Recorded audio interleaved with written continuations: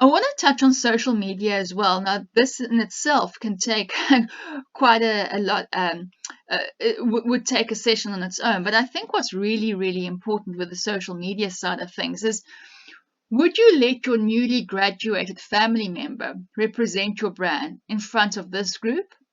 And I think what often happens is social media is disregarded and seen as something that the younger generation needs to look after and manage, and somebody is good in technology, which is all good and well, but it is crucial that your social media strategy forms part of your overall communication strategy and policy, and that you have very, very clear guidelines in the do's and don'ts, and who manages that for you. So make sure that you do have a social media policy that's part of your communication policy. Do you have a social media policy? Actually, do you have a communication and media policy? If not, I think it's really, really key that you do make time to spend time on that. We at Reputation Matters can happily help you, guide you on that. If you need some tips, if you need somebody to help you where to start, how to put that together, it is absolutely crucial just to know exactly who you're communicating. What are you communicating? What's the key messages? Which channel should you be using?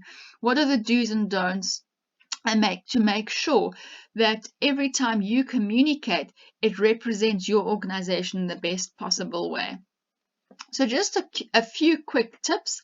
The internet never, ever, ever, ever forgets. So if you've posted something on social media, you might think that you've deleted it, but in that split second, somebody somewhere has taken a photo with their phone, have taken a screenshot, and it is still there. So be very, very careful. Make sure that you see and approve everything that goes out there, and that you have a very robust policy in place of what can be shared. It's important to keep in mind there is no such thing as I'm tweeting in my personal capacity. You are representing the organization. Your values and the organization's values need to be aligned. So that is really key, to make sure that you are representing the organization at the end of the day. Make sure that you check your facts.